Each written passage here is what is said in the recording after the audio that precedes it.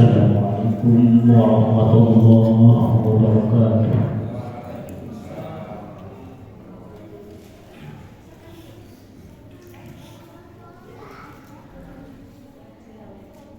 أعوذ بالله من الشيطان الرجيم.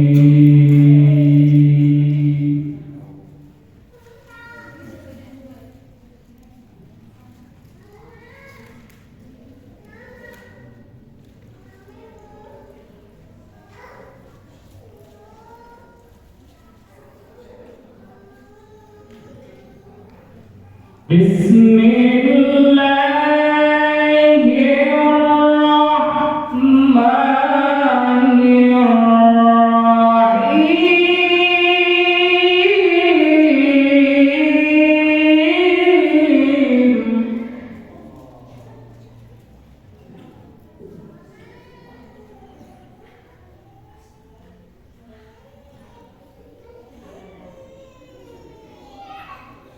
قل لو كان البحر مدادا لكلمات ربي لنفد البحر قبل أن تنفد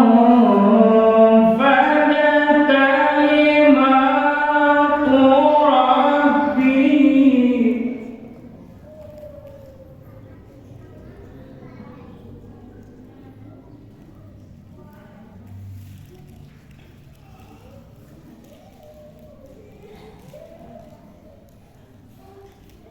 قل لو كان البحر مدادا لكلمات ربي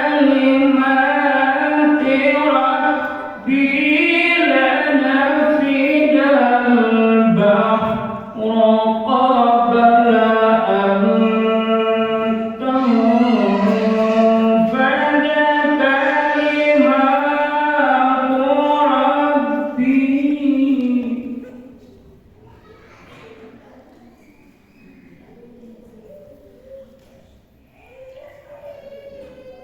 لنفد البحر قبل أن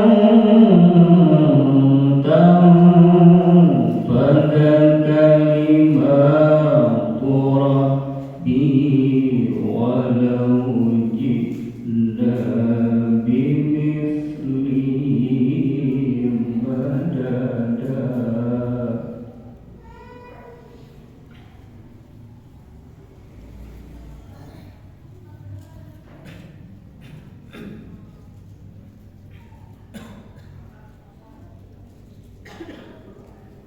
قل إنما أنا بشر مثلكم يوحى إلي أنما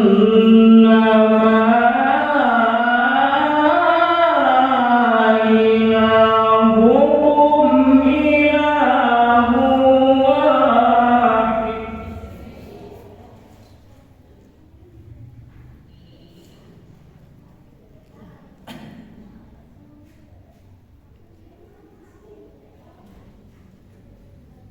قل إنما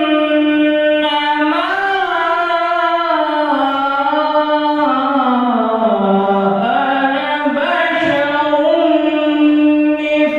مثلكم يوحى إلي أنما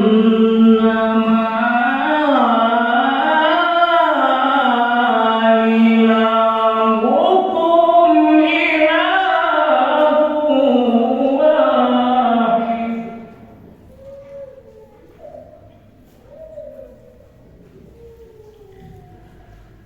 فمن كان يرجو لقاء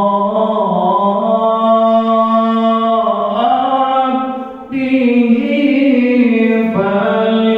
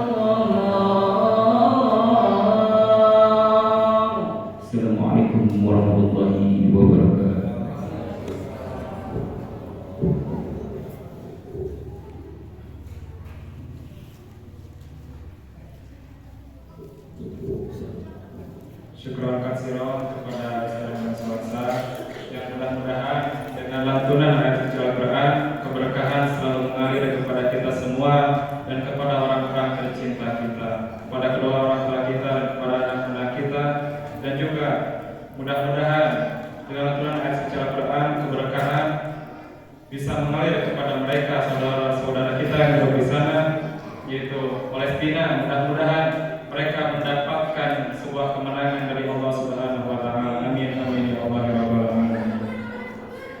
Baik, kita beranjak ke acara yang selanjutnya, yaitu ceramah yang akan dibawakan oleh Ustaz Rizal Fahriza.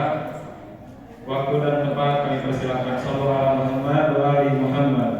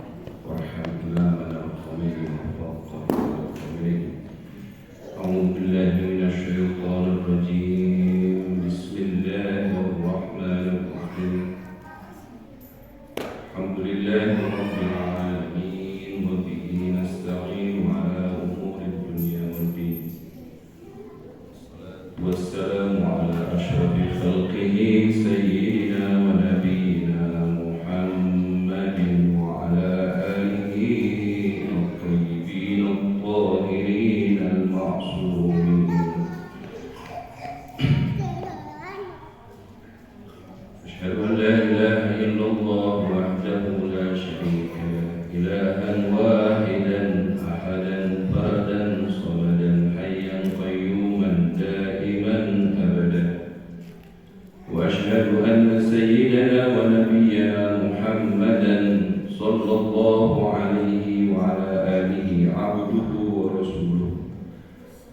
أرسله بالهدى ودين الحق ليظهره على الدين كله ولو كره الكافرون ولو كره المشركون ولو كره المنافقون. اللهم صل على سيدتنا ومولاتنا فاطمة وعلى أبيها وعلى بعلها وبنيها والسر المستودع فيها. Ikhwan dan akhwat sekalian, Assalamualaikum warahmatullahi ta'ala wabarakatuh. Alhamdulillahirabbil alamin. Segala puji bagi Allah Subhanahu wa taala, Tuhan semesta alam, yang mana pada kesempatan malam hari ini kita diberikan hidayah, diberikan inayah, bisa hadir di tempat yang dimuliakan oleh Allah Subhanahu wa taala, di rumahnya Allah Subhanahu wa taala, untuk bersama-sama mengenang kesyahidan dari putri tercinta Rasulullah sallallahu alaihi wasallam. Bahkan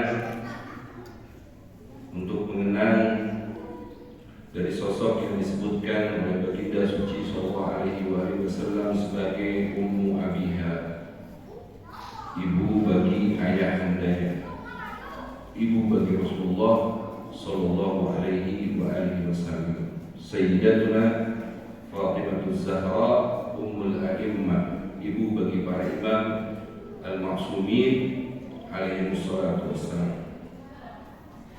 Salawat dan salam tidak lupa kita mohon kepada Allah Subhanahu wa taala untuk mencurahkannya kepada baginda suci sallallahu alaihi wasallam, sahibul azab, manusia yang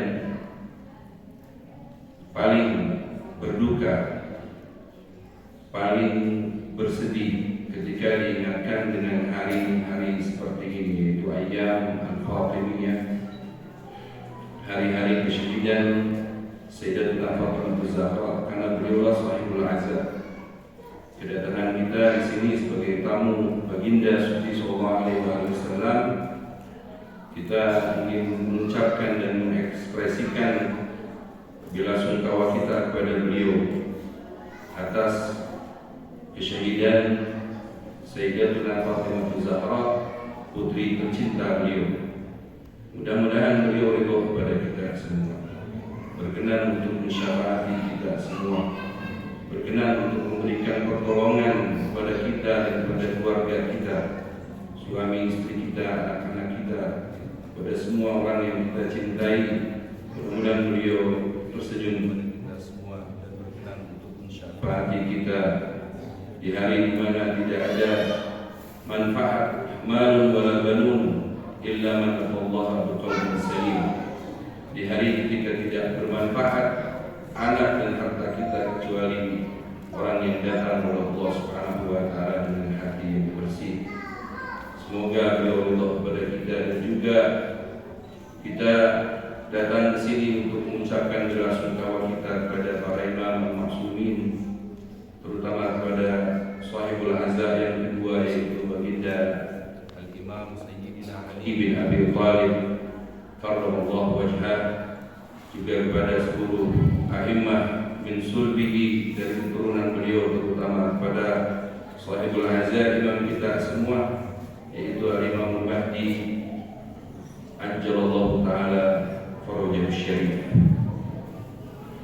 Dan tidak lupa kita juga memohon kepada Allah untuk mencurahkan sholawat itu kepada para sahabat beliau, kepada orang-orang yang mengikuti jejak langkah beliau, dan mudah-mudahan sholawat dan salam Allah Subhanahu wa taala berlimpah kepada kita semua yang ada di tempat yang dimuliakan ini.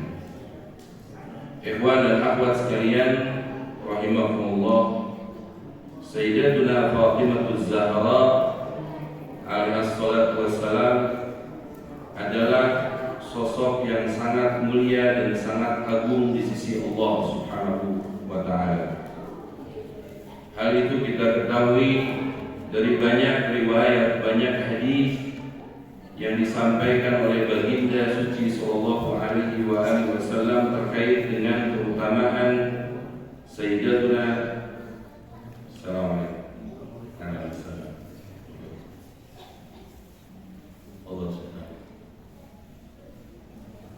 terkait dengan keutamaan beliau alaihi salatu wassalam. Sangat banyak dan keutamaan hadis-hadis atau riwayat-riwayat tentang keutamaan Sayyidatuna Zahra alaihi salatu wassalam ini telah banyak dikenal dan didengar dan diketahui oleh seluruh kaum muslimin. Semoga Allah Subhanahu wa Ta'ala menjaga mereka semua dan mempercepat kemenangan mereka.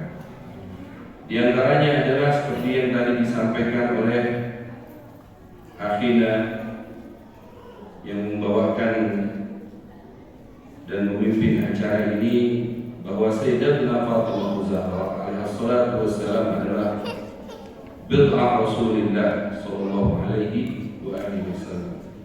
Beliau adalah buah hati, kesayangan, belahan jiwa baginda suci sallallahu alaihi wasallam. Man adaha faqad adani. Sesiapa yang menyakiti Fatimah Zahra, maka dia telah menyakiti kata Rasulullah sallallahu alaihi wasallam.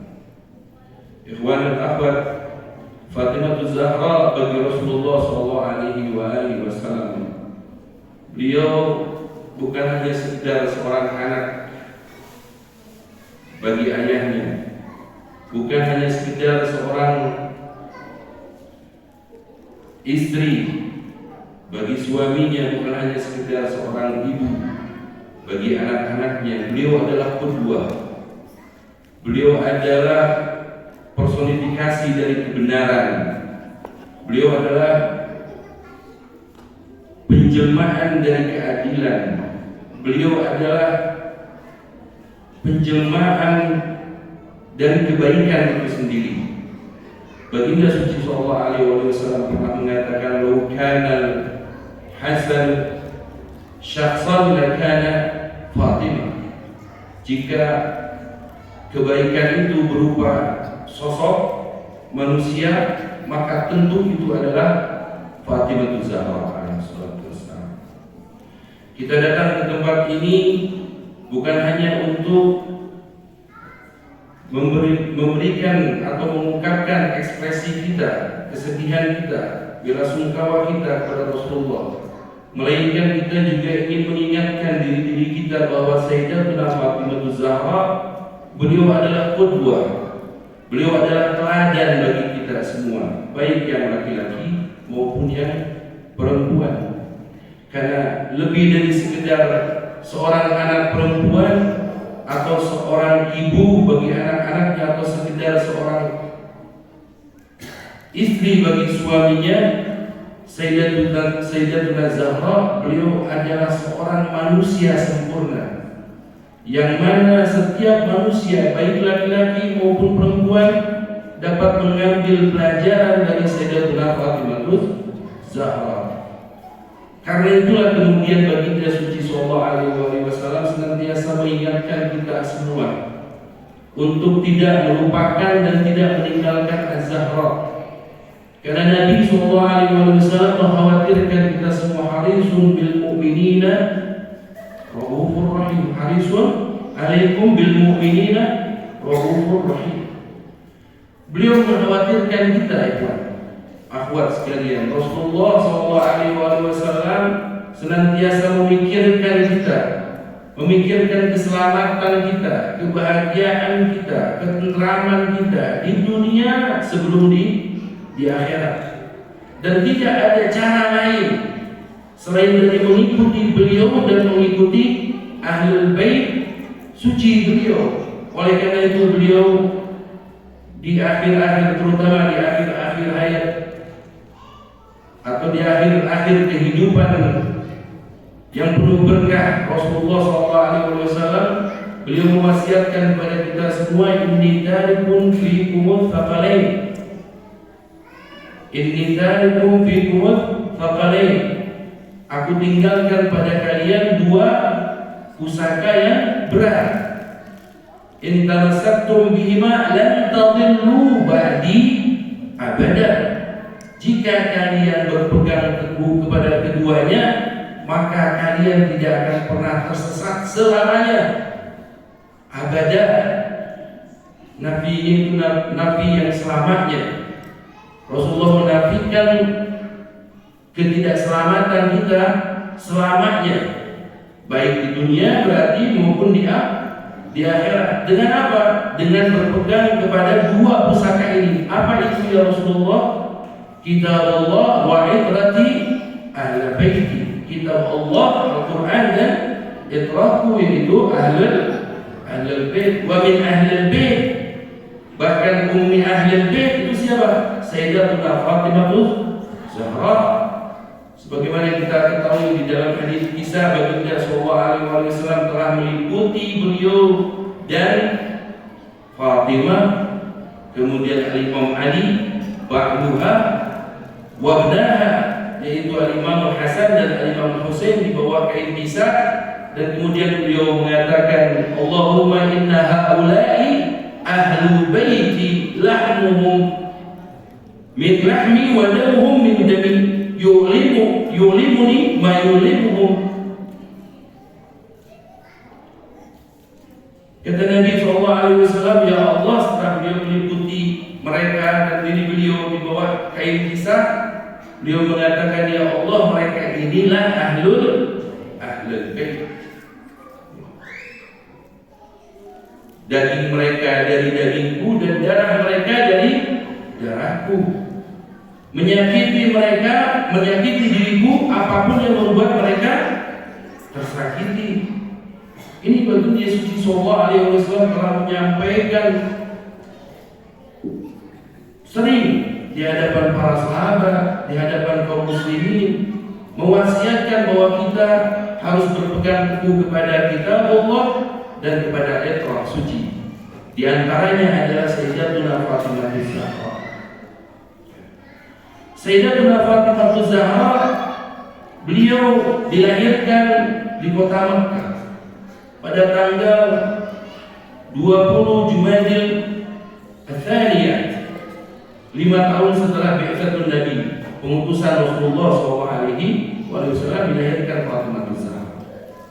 Jadi ketika di masa-masa dakwah Rasulullah SAW, di awal-awal beliau menghadapi berbagai kesulitan, beliau menghadapi berbagai serangan dari kaum kufar Quraisy. Pada saat itu kaum musyrikin Quraisy, Fatimah Az-Zahra dilahirkan. Dan beliau tumbuh di masa kanak-kanak, tumbuh besar hingga beliau 5 tahun. Ibundanya wafat, Sayyidatuna Khadijah Al-Kubra.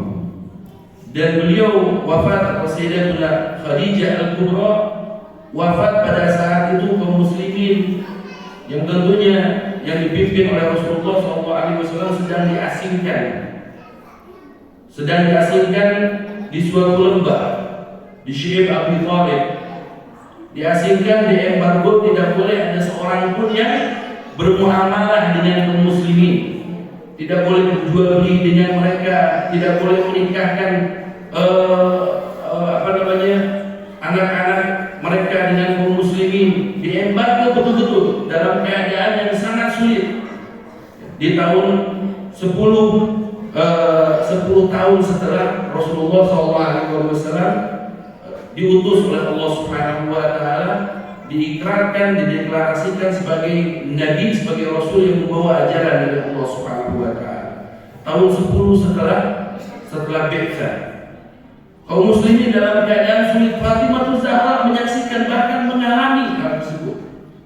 Bagaimana baginda suci sallallahu alaihi wasallam dikucilkan, bahkan ketika beliau melewati kaum musyrikin, dihina, dicela, dicaci, dimaki, bahkan dilemparin dengan batu dan kotoran. Sayyidatuna Fatimah Zahra bukan hanya menyaksikan, bukan hanya mendengarkan, tapi beliau sendiri mengalami peristiwa itu.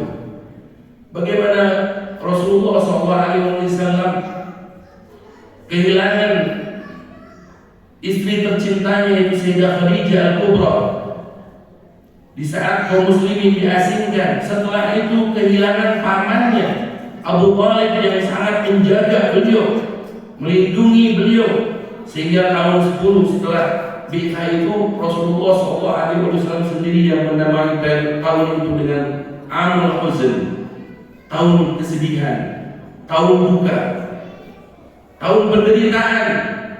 Dikarenakan di tahun itu selain keadaan baginda dan kaum muslimin dalam sangat kesulitan, dalam keadaan yang sangat kesulitan, baginda juga kehilangan dua orang terkasihnya, dua orang yang sangat mencintai baginda dan baginda mencintai keduanya. Keduanya menjadi tulang punggung bagi Rasulullah SAW yang menguatkan beliau dalam menunaikan tugas dakwah dari Allah Subhanahu wa taala. Sayyidah Khadijah Al-Kubra, wanita kaya raya, ketika menikah dengan baginda suci sallallahu alaihi wasallam, beliau mengatakan, "Ya Rasulullah, al-baitu baituk wa ana jariyatuh." Wahai Rasulullah, rumahku ini adalah rumahmu dan aku adalah pelayanmu. Ini Khadijah Al-Kubra. Beliau adalah wanita yang tersohor, memiliki aset kekayaan di mana-mana. Ada di Suriah, ada di Irak, ada di berbagai negeri. Kekayaannya semuanya beliau sumbangkan untuk mendukung dakwahnya baginda suci sallallahu alaihi wasallam. Sehingga beliau dalam riwayat dikatakan tidak menyisakan spesial pun di sakunya untuk keperluan beliau, dan bahkan beliau meninggal syahidah dalam pengasingan, dalam penderitaan dan dalam kesulitan. Wanita terhormat, memiliki kekayaan yang sangat banyak, dan semuanya dikorbankan untuk baginda suci sallallahu alaihi wasallam. Beliau meninggal syahidah sebagai syahidah di tahun ke-11, di tahun ke-10 setelah Bi'ah Nabi SAW. Disusul pamannya Abu Thalib, yang mana kita tahu dan banyak athar riwayat yang disampaikan para ahli sejarah bagaimana pembelaan Abu Thalib terhadap Rasulullah SAW. Beliau rela mengorbankan anak-anaknya demi keselamatan baginda suci SAW. Saat baginda suci masih kanak-kanak, Abu Thalib, Sayyidina Abu Thalib pada saat itu menyaksikan baginda suci SAW sedang tertidur di suatu tempat. Setelah beliau tidur, Sayyidina Abu Thalib memindahkan Rasulullah ke tempat tidur anak-anaknya, kemudian menempatkan anak-anaknya ke tempat tidurnya Rasulullah SAW. Tahu ikhwan maksudnya apa? Untuk menjaga keselamatan baginda suci sallallahu alaihi wasallam. Padahal pada saat itu Rasulullah masih berusia kanak-kanak, dan itu tercatat di dalam sejarah. Bagaimana Abu Thalib melindungi Rasulullah melebihi perlindungan dengan perlindungan yang melebihi perlindungan dia kepada anak-anaknya dan kepada keluarganya. Ini semua mengisyaratkan bahwa dari awal beliau telah mengetahui bahwa anak yang bernama Muhammad bin Abdullah ini adalah calon Nabi, calon Rasul, sehingga beliau merasa wajib untuk melindungi dan menjaga keselamatan ponakannya ini, yaitu Muhammad bin Abdullah. Hingga beliau mendeklarasikan, hingga Rasulullah mendeklarasikan nubuwah dan risalah beliau, Abu Thalib tetap memberikan penjagaan itu. Abu Thalib tetap melindungi Rasulullah sampai akhir hayatnya. Beliau pun syahid, meninggal dunia di tengah-tengah kaum muslimin dan Rasulullah SAW di dalam penderitaan dan kesulitan yang sama yang diderita oleh kaum muslimin. Itu saja sudah menjadi bukti bahwasanya Abu Thalib adalah sosok manusia yang beriman, bahkan melebihi orang mukmin di dalam kedudukan dan keutamaan di sisi Allah Subhanahu wa taala. Di tahun itu baginda suci sallallahu alaihi wasallam sangat berduka, sehingga beliau menamai tahun itu dengan tahun kedukaan, tahun kesedihan, amul huzn, dan Fatimah Zahra ada di situ. Di saat kesulitan seperti itu, baginda mendapatkan serangan setiap kali pulang ke rumah. Sayyidatuna Fatimah Zahra yang masih kecil saat itu, masih berusia 5 tahun, mendapati ayahnya berlumuran kotoran, berlumuran darah. Fatimah dengan tangan mungilnya membersihkan luka dan kotoran dari wajah suci baginda sallallahu alaihi wasallam. Hingga saking seringnya itu dilakukan oleh Fatimah, baginda tidak lagi menyebut ya bunayya, tapi memanggil Fatimah dengan ta'ali ya umma biha. Kemarilah wahai ibu bagi ayahnya. Karena Rasulullah SAW tidak mendapatkan pengurusan dari ibu sejak kecil, dari ibunya, tapi dari Fatimah Zahra alaihi wassalam beliau mendapatkannya, sehingga beliau menganggap Sayyidatuna Fatimah Zahra sebagai ibu bagi beliau. Bahkan ketika Fatimah Zahra masih kanak-kanak, Fatimah mengalami itu semua. Beliau dididik di dalam rumah kenabian. Kemudian dewasa, beliau dinikahkan dengan Amirul Mukminin Ali bin Abi Thalib alaihi wassalam, dan beliau menjadi wanita yang melayani suaminya dengan cara yang terbaik, hingga untuk memanggil suaminya saja jarang sekali. Sayyidatuna Fatimah Zahra memanggil suaminya dengan namanya.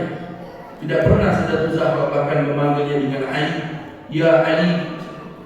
Sayyidatuna Zahra selalu memanggil Imam Ali dengan panggilan ya Abul Hasan, wahai ayah Al-Hasan. Karena itu panggilan yang sangat disukai oleh Imam Ali bin Abi Thalib. Demikian juga Imam Ali bin Abi Thalib tidak pernah memanggil Sayyidatuna Fatimah dengan panggilan namanya, tetapi memanggil Sayyidatuna Fatimah dengan panggilan ya binta Rasulillah, wahai putri Rasulullah. Karena itu adalah panggilan yang paling disenangi oleh Sayyidatuna Fatimah Zahra alaihi wassalam. Tinggi agung kedudukan dan keutamaan Sayyidatuna Fatimah Zahra alaihi wassalam di sisi Allah Subhanahu wa taala, sampai-sampai baginda suci beliau dari lisan sucinya bersabda, innallaha la yaghdabu li ghadabi Fatimah wa yarda li ridaha. Sesungguhnya Allah Subhanahu wa taala marah dengan kemarahan Fatimah, dan Allah Subhanahu wa taala ridha dengan keridhaan Fatimah. Sebagian orang bertanya, kalau begitu Allah tidak lebih mulia dari Fatimah? Nah, tidak seperti itu maknanya. Bukan berarti keridhaan Allah itu tergantung kepada keridhaan Fatimah. Marahnya Allah itu tergantung pada kemarahan Fatimah. Lah, melainkan dikarenakan Fatimah tidak akan mungkin melakukan hal yang membuat Allah tidak ridha, Allah marah. Tidak mungkin dari awal hingga akhir hayat beliau. Sehingga Allah kemudian mempatenkan melalui lisan suci baginda sallallahu alaihi wasallam bahwa apabila Fatimah ridha, apabila Fatimah senang, maka itu menjadi indikasi bahwa Allah senang, Allah ridha. Tapi ketika Fatimah alaihi wasallam, ketika beliau marah terhadap seseorang atau terhadap sesuatu, tidak suka terhadap seseorang atau sesuatu, maka itu menjadi indikasi bahwa Allah pun tidak senang atau tidak atau marah kepada sesuatu atau orang tersebut. Jadi bukan berarti keridhaan Allah dan amarah Allah tergantung kepada Fatimah, sehingga Fatimah fadli, silakan kamu mau ridha kepada siapa, tunjuk saja siapa yang kamu ridhoi, tunjuk saja siapa yang kamu mau marahi, kamu mau murka kepadanya. Lah, bukan begitu. Melainkan bahwa karena Fatimah Zahra sudah sampai kepada keutamaan, kesempurnaan, kemanusiaan beliau, kehambaan beliau, maka Allah Subhanahu wa taala mempatenkan menjadikan Fatimah Zahra sebagai barometer. Barometer apa? Untuk ini baik, ini buruk. Ini diridhoi oleh Allah Subhanahu wa taala, ini dimurkai oleh Allah Subhanahu wa taala. Sebagaimana ayahanda beliau, yaitu Rasulullah sallallahu alaihi wasallam. Oleh karena itu setiap perilaku dan perkataan baginda suci sallallahu alaihi wasallam, meskipun itu tidak termaktub di dalam Al-Qur'an, itu menjadi hujjah atas hukum yang berlaku kepada kita. Ada wajib, ada sunnah, ada makruh, ada, itu semua hukum yang disimpulkan bukan hanya dari Al-Quran, tetapi dari apa? Dari perkataan baginda suci sallallahu alaihi wasallam, tidak termaktub di dalam Al-Quran, tetapi itu menjadi barometer. Ketika Nabi mengatakan saya suka wewangian, maka kita sudah bisa pastikan bahwa Allah Subhanahu wa taala suka wewangian.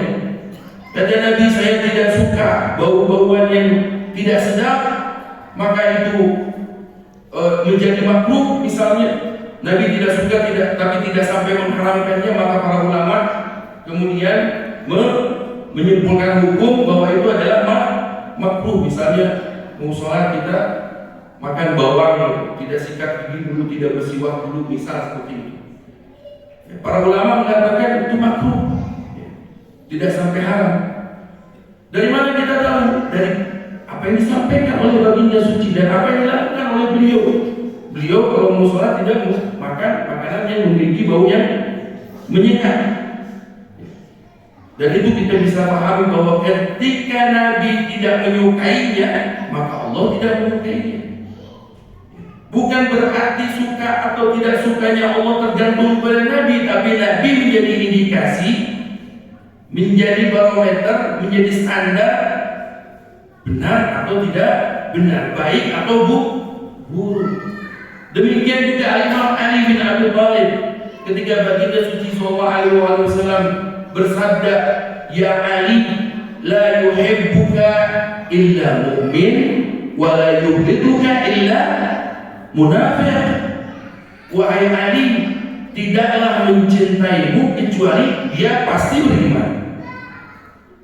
beriman, dan tidaklah membencimu melainkan pasti dia munafik. Bahkan para sahabat di masa itu mereka mengatakan bahwa dulu kami mengenali seorang mukmin itu dari apa? Dari cinta atau bencinya kepada Imam Ali bin Abi Thalib. Ini berarti apa? Imam Ali bin Abi Thalib menjadi barometer, menjadi standar, menjadi patokan. Kalau orang suka atau cinta pada Ali bin Abi Thalib, dia mukmin. Tapi kalau dia membenci Ali bin Abi Thalib, pasti munafik. Apakah itu berarti Ali bin Abi Thalib kecintaannya itu pasti apakah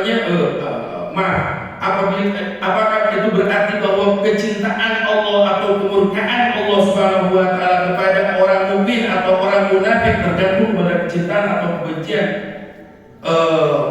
seseorang kepada Ali bin Abi Thalib? Tidak. Tetapi dengan hadis dari Rasulullah SAW, ya Ali, la yuhibbuka illa mu'min wa la yuhibbuka illa munafiq. Rasulullah SAW ingin mempatenkan, ingin menjadikan Ali bin Abi Thalib patokan, alat ukur akan keimanan atau kemunafikan seseorang, dari cinta atau bencinya kepada Ali bin Abi Thalib. Kenapa? Karena Ali makomnya sudah sempurna. Karena kedudukan Ali bin Abi Thalib dalam pandangan Allah Subhanahu wa taala sudah sampai pada puncak kesempurnaan sebagai insan, sebagai manusia, sebagai hamba. Bahkan kata Nabi sallallahu alaihi wasallam, ya Ali, la ya'rifuni, la ya'rifullah illa ana wa anta. Wahai Ali, tidak mengetahui Allah kecuali saya dan Anda dan kamu, wahai Ali. Wala ya'rifuni illa Allah wa anta. Dan tidak ada orang yang benar-benar mengenal aku kecuali Allah dan engkau. Wala ya'rifuka, dan juga tidak ada yang mengenali engkau dengan sebenar-benarnya pengenalan illallahu wa ana, kecuali Allah dan aku. Artinya ketika Imam Ali bin Abi Thalib sudah sampai pada kesempurnaan yang mutlak, yang sejati, yang tidak ada lagi makom setelah itu, karena itu adalah puncaknya kesempurnaan, maka baginda suci sallallahu alaihi wasallam pun mengatakan tidak akan ada yang mengenal Ali dengan sebenar-benarnya pengenalan. Sayyidatuna Zahra alaihi salatu wassalam pun demikian. Ketika Rasul mengatakan innallaha la yaghdabu li ghadabi Fatimah, sesungguhnya Allah marah, murka dikarenakan kemurkaan Fatimah, wa yadha li ridhaha, dan dia Allah Subhanahu wa taala ridha dengan keridhaannya. Itu berarti bahwa Sayyidatuna Fatimah merupakan barometer bagi kita. Kita bisa tahu siapa saja yang dimurkai oleh Allah Subhanahu wa taala. Dia yang telah membuat atau menjadikan Fatimah Zahra murka. Dan kita menjadi tahu siapa yang dicintai oleh Allah Subhanahu wa taala dari mana? Dari cintanya Fatimah. Fatimah siapa yang dicintai oleh beliau? Mudah-mudahan kita semua digolongkan dalam golongan orang-orang yang dicintai oleh Sayyidatuna Fatimah. Lianna Fatimah sumiyat Fatimah li'annaha Fatimah syi'ataha wa muhibbiha minan nar. Dikarenakan jika orang sudah tergolong ke dalam golongan orang yang mencintai Fatimah, Fatimah itu dinamai Fatimah karena dia menjaga syiahnya, para pengikutnya dan para pecintanya dari siksa api neraka. Fatimah Zahra, beliau sempurna dikarenakan beliau telah sampai kepada kesempurnaan dengan ikhtiar beliau sendiri. Bukan karena beliau putri Rasulullah, bukan karena beliau istri dari Sayyidina Ali bin Abi Thalib, bukan karena beliau adalah Ummul Hasan dan Ummul Husain yang dikatakan oleh baginda suci sebagai Sayyidah Syababi Ahlul Jannah. Fatimah keutamaannya diraih oleh beliau sendiri. Dari sejak kecil hingga beliau dewasa, umurnya singkat wahai ikhwan dan akhwat, hanya 18 tahun. Di dalam riwayat dikatakan bahwa beliau syahidah, dan tentunya syahidah ini adalah laqab yang kita sematkan kepada beliau. Ada sebabnya, ada alasannya, insyaallah taala kita akan bicarakan. Beliau di dalam riwayat dikatakan syahidah setelah 40 hari dari wafatnya baginda suci sallallahu alaihi wasallam. Ada riwayat lain yang mengatakan 75 hari setelah baginda sallallahu alaihi wasallam wafat. Dan ada yang mengatakan 95 hari, dan ini yang paling masyhur. Beliau wafat di tanggal yang paling masyhur adalah di hari ini, yaitu tanggal 3 dari Jumadil Tsaniyah tahun 11 Hijriah. Dan ada riwayat yang lain yang kedua, beliau syahidah pada tanggal 13 Jumadil Ula.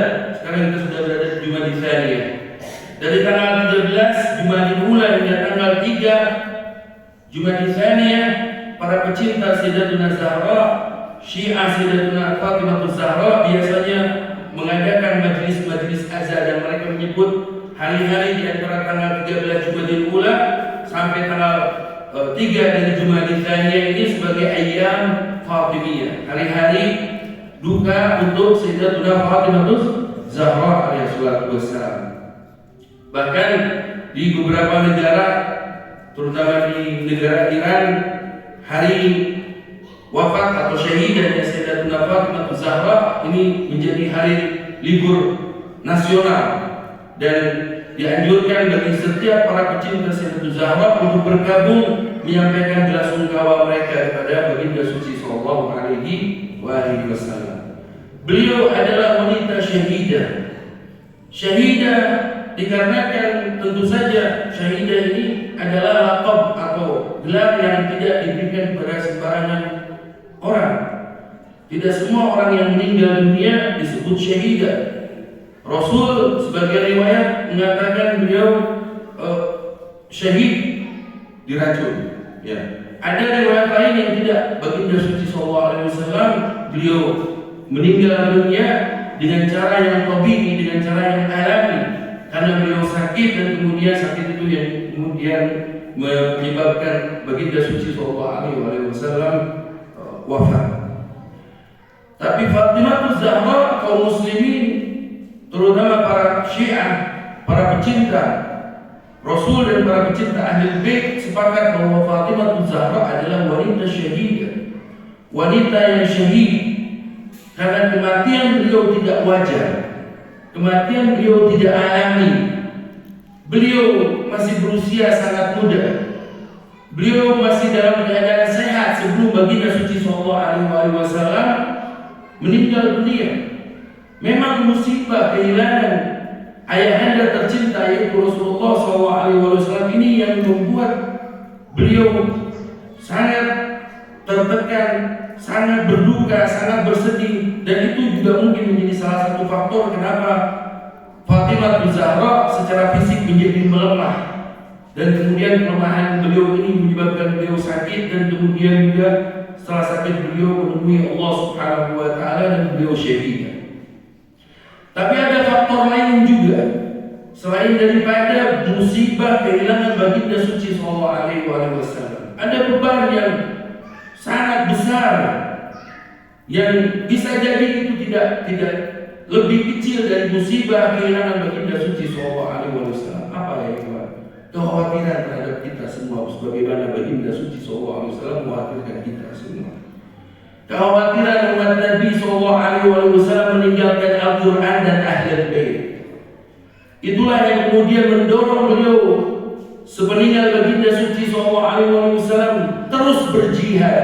Sebagaimana ibunda beliau Khadijatul Kubra senantiasa mendampingi Rasulullah berjihad dalam menyampaikan risalah dan dakwah Allah Subhanahu wa taala hingga akhir hayatnya, maka Sayyidatuna Fatimah Zahra senantiasa mendampingi Al-Imam Ali bin Abi Thalib untuk berjihad mempertahankan apa yang telah Rasulullah SAW amanatkan dan wasiatkan kepada umatnya, mempertahankan etrah, mempertahankan imamah, kepemimpinan pasca Rasulullah SAW.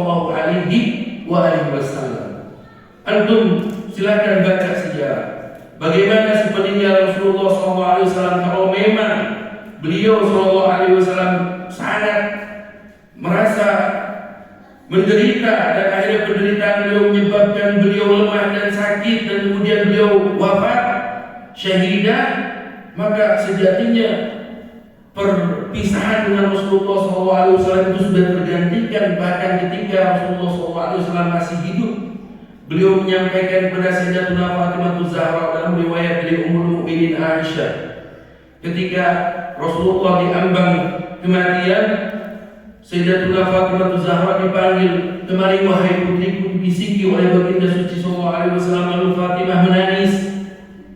Setelah menangis, kemudian baginda memanggilnya kembali, dibisiki. Untuk bisikan yang kedua ini, Sayyidatuna Fatimah Zahra terlihat bahagia, sumringah beliau, berbinar wajah beliau, bercahaya, senang gembira, hingga Ummul Mukminin Aisyah menyaksikan itu merasa keheranan. Kemudian setelah itu Sayyidatuna Aisyah Ummul Mukminin bertanya, "Apa yang Rasulullah bisikkan kepadamu?" Sehingga pada bisikan yang pertama tadi engkau menangis, kemudian pada bisikan yang kedua engkau malah tertawa, seakan engkau mendapatkan kebahagiaan yang luar biasa. Kata Sayyidatuna Fatimah Zahra, "Aku tidak akan membukakan rahasia ayahku di masa kehidupan beliau. Beliau masih hidup, aku tidak bisa membukakan rahasia ini."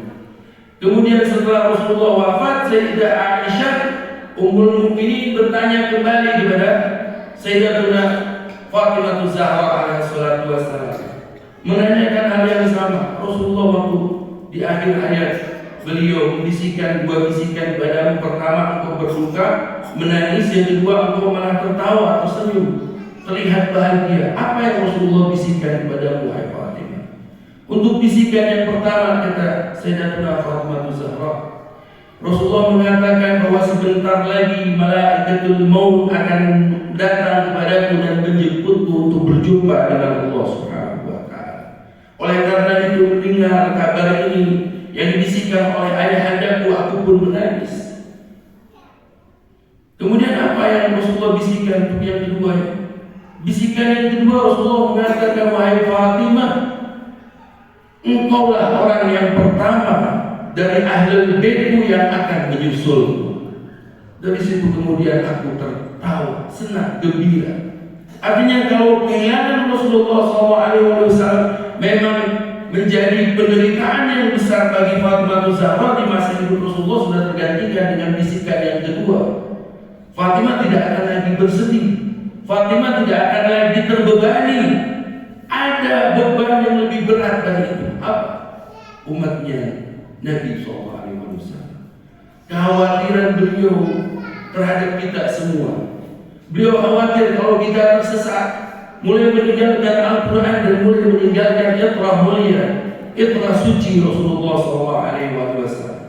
Dan itu beliau buktikan. Sepenuhnya Rasulullah SAW yang beliau lakukan adalah mendampingi Imam Ali bin Abi Thalib untuk mendapatkan haknya dari kaum muslimin pada saat itu, yang mulai mencari alternatif dari apa yang telah Allah dan Rasulnya sediakan, dari apa yang telah Allah dan Rasulnya tetapkan di berbagai tempat, terutama di Ghadir Khum, yang mana saat itu baginda suci sallallahu alaihi wasallam mengangkat tinggi-tinggi tangan Amirul Mukminin Ali bin Abi Thalib, man kuntu maula fahada aliyul maula.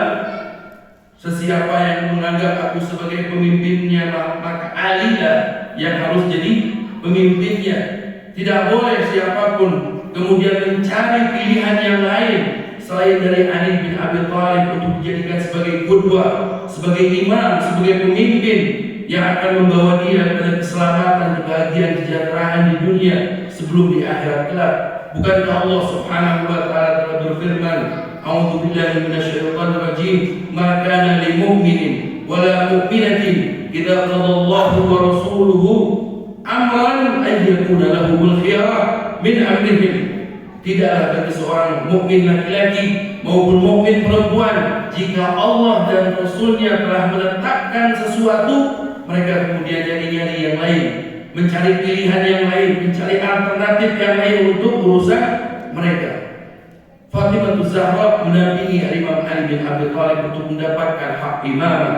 Tapi sebagaimana yang kita ketahui, perjuangan Az-Zahra alaihi wassalam berakhir dengan kesyahidan beliau. Beliau kemudian diserang, beliau kemudian dilelahkan, beliau kemudian dibuat sakit, sebagaimana yang kita ketahui semua. Dan akhirnya sakit yang diderita beliau membawa beliau kepada kesyahidan beliau. Di hari seperti ini, ikhwan dan akhwat, Sayyidatuna Zahra alaihi wassalam tertidur dalam keadaan sakit, terbaring sakit. Sayyidatuna Fatimah Zahra, diriwayatkan beliau bermimpi bertemu dengan Rasulullah SAW di dalam tidur beliau, dan beliau dalam keadaan terbaring sakit. Di dalam mimpinya, baginda suci SAW mengatakan, halumni ilayya ya bunayya, datanglah kemari wahai putriku, inni ilaiki mushtaq, sesungguhnya aku merindukan. Kata baginda suci SAW di dalam mimpi Sayyidatuna Fatimah Zahra. Kemudian baginda mengatakan lagi kepada Fatimah, al-laila anti inti, malam ini wahai Fatimah, engkau akan berada di sisiku. Fatimah Zahra bermimpi seperti itu, terbangun beliau. Beliau adalah manusia yang paling dekat dengan Rasulullah. Beliau mendengar Rasul bersabda, man ra'ani faqad ra'ani, sesiapa yang telah menyaksikan aku bertemu dengan aku di dalam mimpi, maka dia benar telah bertemu denganku. Jadi ikhwan dan akhwat, kalau bermimpi bertemu dengan Rasulullah, maka itulah Rasulullah SAW. Dan Sayyidatuna Fatimah Zahra mendengar itu dari lisan suci Sallallahu Alaihi Wasallam, maka beliau pada saat terbangun, beliau menyadari bahwa Rasulullah benar-benar telah mendatangi beliau di dalam mimpinya dan mengabarkan sesuatu yang benar, bahwa pada hari itu, pada malam nanti, Sayyidatuna Fatimah Zahra akan menemui baginda suci Sallallahu Alaihi Wasallam. Seketika Sayyidatuna Fatimah Zahra terbangun. Beliau kemudian mencoba untuk berdiri, berjalan ke arah tempat di mana beliau biasanya melakukan aktivitas harian sebagai ibu rumah tangga. Beliau mulai membersihkan rumah dalam keadaan sakit seperti itu, membersihkan rumah dengan tangan beliau sendiri. Beliau ambil pakaian Al-Hasan dan Al-Husain, pakaian Zainab, beliau cuci dengan tangan beliau sendiri, padahal beliau pada saat itu sangat lemah sekali. Beliau panggil anak-anaknya, ya Hasan ta'al, ya Husain ta'al, ya Zainab ta'ali. Beliau mandikan Al-Hasan dan Husain. Beliau keramasi Al-Hasan dan Husain selayaknya wanita yang sehat walafiat mengurus anak-anaknya di rumah. Seketika Amirul Mukminin alaihi salatu wassalam datang ke rumah menyaksikan hal tersebut. Kaget Amirul Mukminin, ya Fatimah, ya binta Rasulillah, apa yang kau lakukan? Bukankah kau saat ini dalam keadaan sakit, tubuhmu lemah? Kenapa kau melakukan ini semua?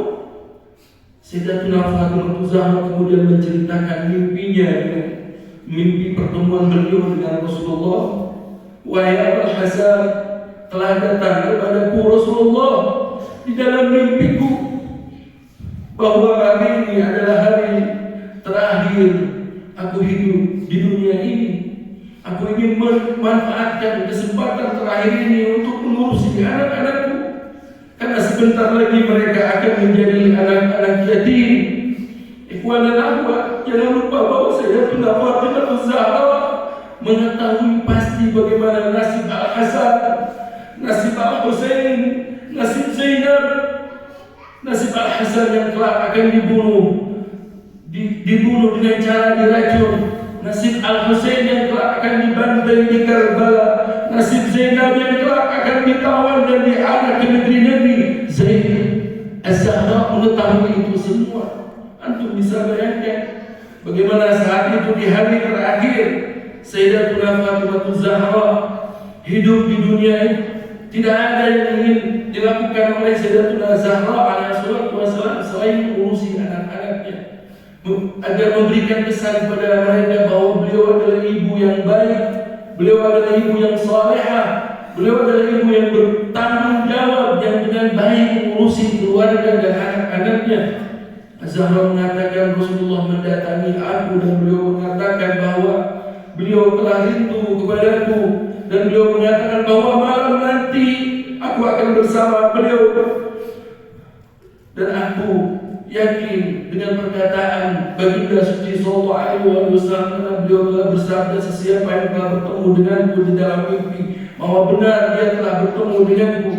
Al-Imam Ali bin Abi Thalib, seorang pendekar Khaybar, pendekar berbagai peperangan ma'arakatul Islamiyah, beliau yang tegar, kokoh, gagah perkasa, mendengar berita dari Zahra alaihissalam tiba-tiba tersimpuh, lemah, karena beliau akan kehilangan manusia yang paling dicintai oleh Imam Ali bin Abi Thalib, paling dikasihi oleh Imam Ali bin Abi Thalib, wanita termulia sepanjang masa. Baginda suci sallallahu alaihi wasallam mengatakan, afdhalun nisa arba', sebaik-baik wanita itu ada 4. Disebutkan oleh Nabi, yang pertama adalah Asiyah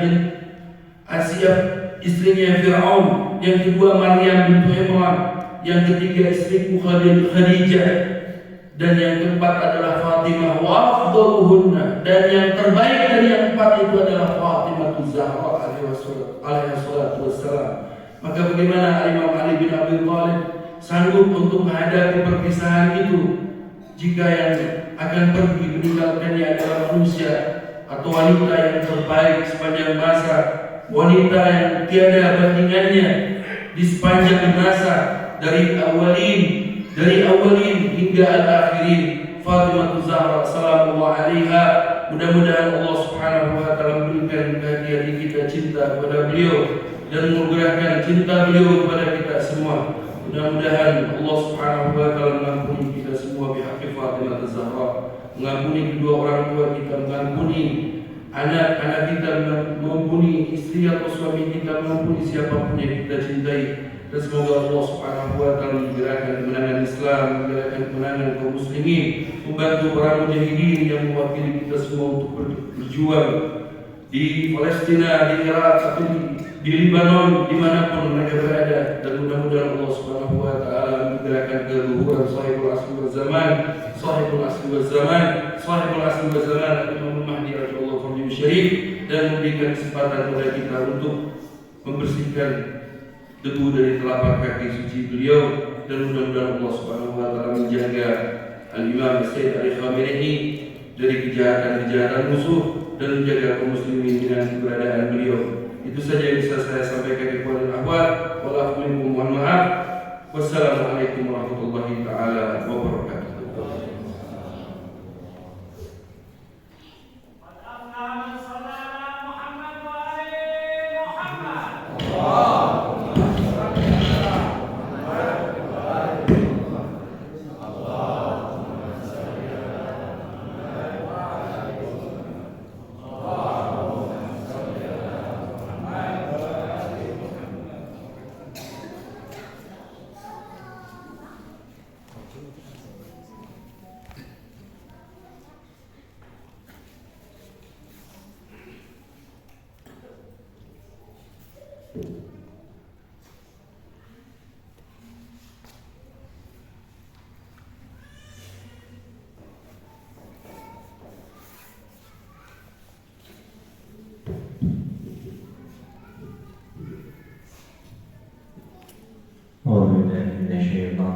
Bismillahirrahmanirrahim.